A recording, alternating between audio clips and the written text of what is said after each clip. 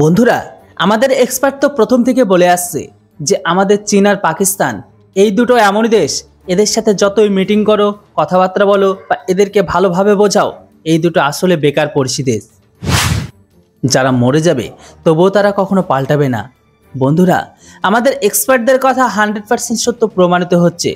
কেননা বন্ধুরা, গত মাসে ভারত আর চীনের কোর কমান্ডারের মাঝে 30তম কোর কমান্ডার লেভেলের মিটিং হয়।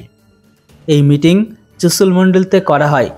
আর এই মিটিংয়ে ভারত এটা পর্যন্ত বলেছিল যে এলএসিতে চীন কোনো রকম সৈন্য সংখ্যা যেন না বাড়ায় আর না কোনো রকম ইনফ্রাস্ট্রাকচারকে তৈরি করে। এর সাথে সাথে ভারতের তরফ থেকে অতিরিক্ত সেনাকে মোতায়েন করেনি। বর্তমান সময়ে যে সৈনিকগুলো এলএসিতে মোতায়েন আছে তারা নিজের জমিতে তারা ঘোরাঘুরি করবে। দেখুন বন্ধুরা, এই মিটিংটা হয় এখনো পর্যন্ত 1 মাসও হয়নি।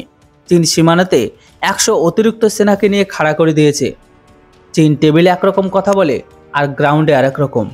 বন্ধুরা, এখানে শেষ নয়, রিপোর্ট তো আরও অনেক বেরিয়ে এসেছে।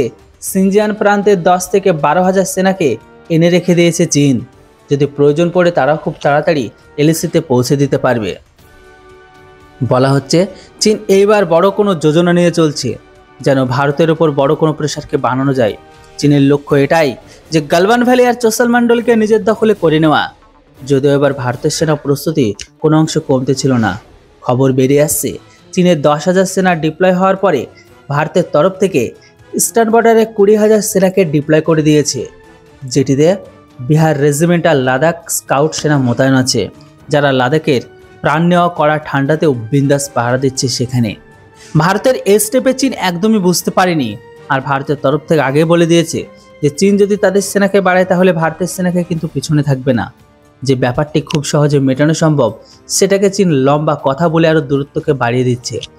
কিন্তু চীন যেন এটা না ভুলে যায় যে ভারত একটা চীনিদেরও নিজেদের জমিতে মেনে নেবে না। যদিও এলএসিতে কোনো আন্তঃরাষ্ট্রীয় বর্ডার তো নেই, কিন্তু ভারত নিজেদের সীমানাকে ভালোভাবে জানে। তাই চীন যেন ভুলভাল না বুঝে রাখে। দেখুন বন্ধুরা, গত 4 বছরে ভারত চীনের সাথে এলএসি বিবাদকে নিয়ে মিটিং করছে, যেটির কোনো বিশেষ ফায়দা তো হয়নি। তার উপর আবার চীন লুকোচুরি করে তাদের সেনাকে বাড়িয়ে দিচ্ছে। তো বন্ধুরা, এর সঠিক সলিউশন কি আপনারা বিচার করে অবশ্যই কমেন্ট বক্সে লিখে জানান। Thanks for watching. জয় হিন্দ, বন্দে মাতরম।